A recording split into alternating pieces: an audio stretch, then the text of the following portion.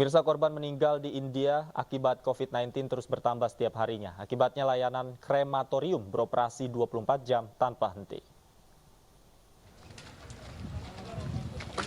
Otoritas India kewalahan untuk mengkremasi jasad pasien meninggal COVID-19 yang membludak. Para pekerja kremasi terpaksa membangun krematorium darurat dengan ruang terbuka sebagai lahan. India menghadapi gelombang kedua COVID-19 dan kasus positif terus meningkat seminggu terakhir. Dilaporkan angka kematian akibat COVID di India mencapai 204.000 jiwa lebih dan diprediksi akan terus meningkat.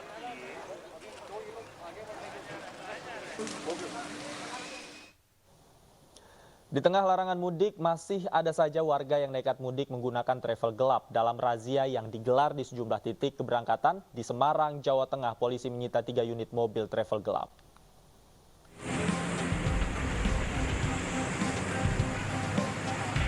Razia travel gelap dilakukan petugas gabungan dari Satuan Lalu Lintas Polrestabes Semarang bersama Dinas Perhubungan, Dinas Kesehatan, dan Satpol PP. Mereka mendatangi sejumlah agen travel keberangkatan penumpang antar kota antar provinsi di kota Semarang, Jawa Tengah. Satu persatu polisi mendata dan mengecek kendaraan di sejumlah agen travel yang dipakai untuk angkutan penumpang. Selain mengecek surat-surat kendaraan, petugas juga mengedukasi dan mengimbau agar supir travel tidak mengangkut penumpang dari luar kota Semarang. Selain itu, petugas juga membagikan masker kepada penumpang.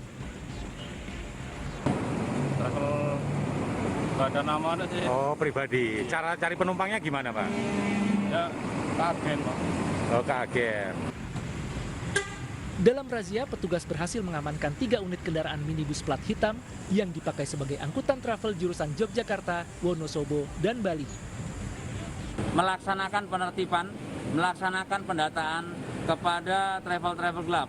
Yang kedua, melaksanakan edukasi himbauan kepada travel gelap masyarakat pengguna jalan. Dihimbau agar tundalah mudik untuk memutus mata rantai penyebaran COVID-19. Bagi travel yang tetap membandel mengangkut penumpang dari luar kota Semarang, petugas tidak segan untuk menyita kendaraan. Sementara bagi penumpang yang kedapatan positif corona akan diisolasi di sejumlah tempat yang dikelola Dinas Kesehatan Kota Semarang. Dari Semarang, Jawa Tengah, Kristiadi, iNews melaporkan.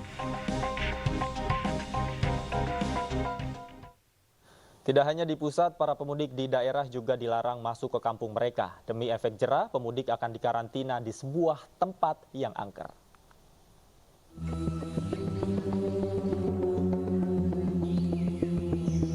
Satgas COVID-19 Desa Sidomulyo, Ampel, Boyolali, Jawa Tengah sudah menyiapkan tempat yang sangat angker untuk pemudik yang pulang kampung meski sudah dilarang. Di hutan yang dianggap angker inilah mereka akan dikarantina selama 7 hari sebelum berkumpul dengan keluarga. Tempat ini jauh dari perkampungan, sepi dan tidak ada penduduk. Sudah ada 2 warga yang merasakan tempat angker ini karena nekat mudik. Di Tangerang. Tangerang juga. Terus ada surat sehatnya nggak? Nggak ada, Pak. Nggak ada. Cuma asal pulang aja sih, Pak. Tapi tahu Mas kalau ada larangan gitu? Ya tahu. Nggak bisa lolos sampai Boyolali. Nyari jalan tikus berangkatnya malam, Pak, biasanya.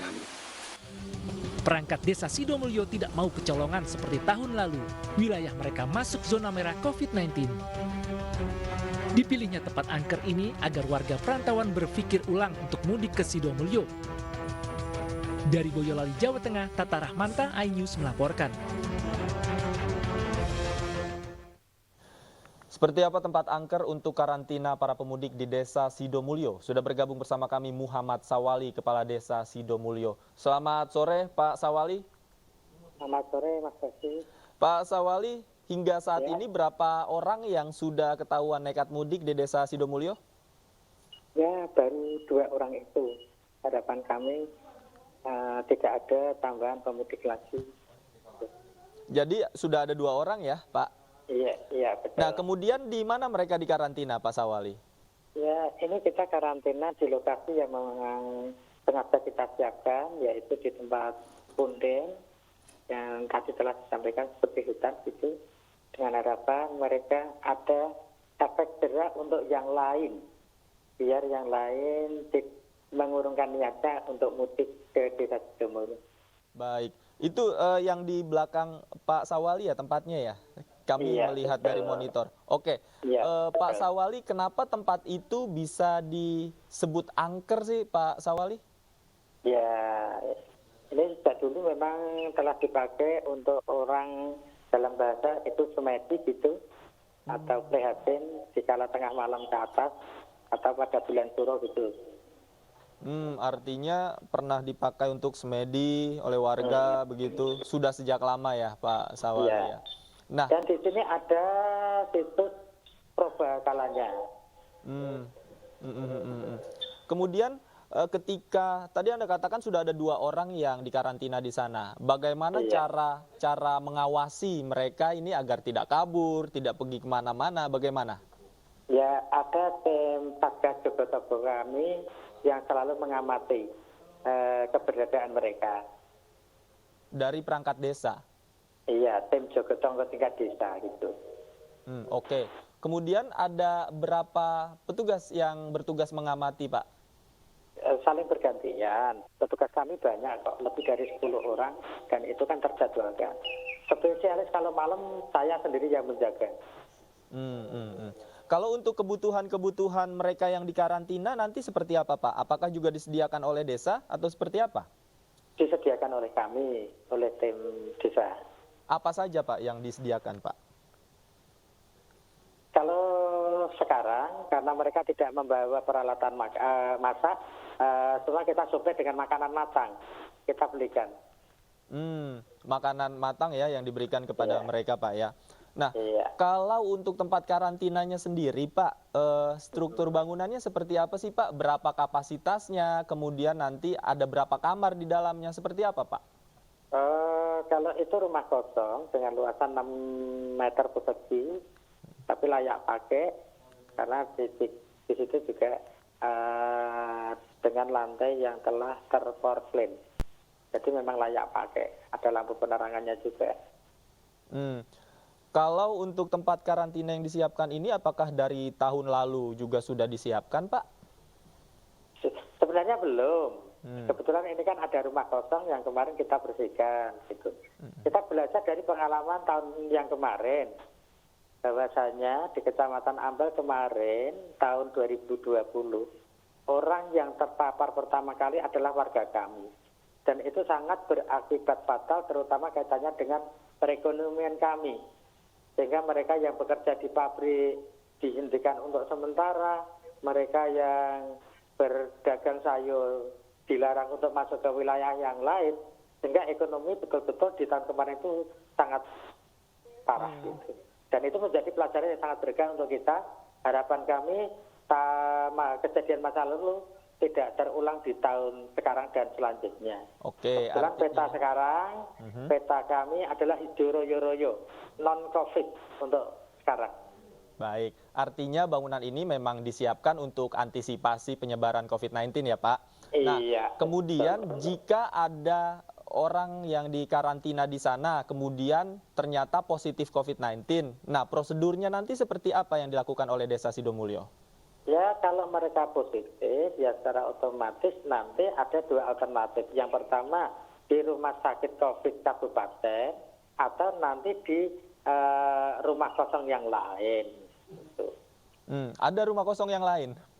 Ada juga. Baik, di Desa Sidomulyo juga, Pak ya?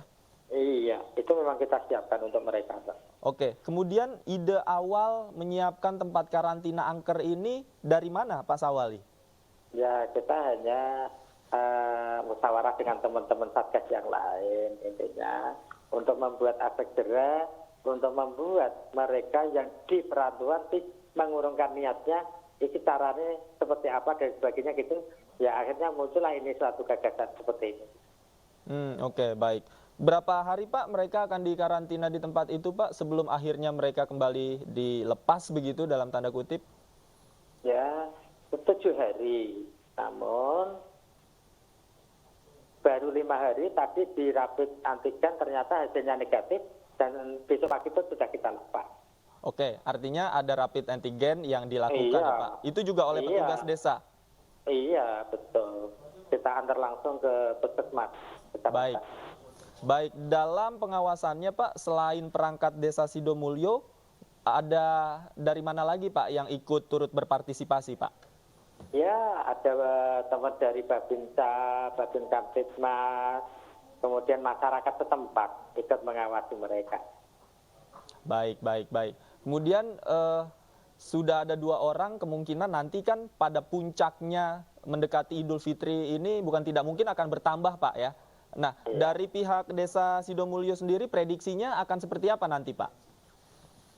Untuk warga Sidomulyo, saya kira tidak begitu banyak, karena dengan adanya siaran langsung seperti ini misalkan, ini membuat perhatian warga kami yang di perantauan untuk berpikir ulang, untuk mengurungkan niatnya mudik di tahun ini.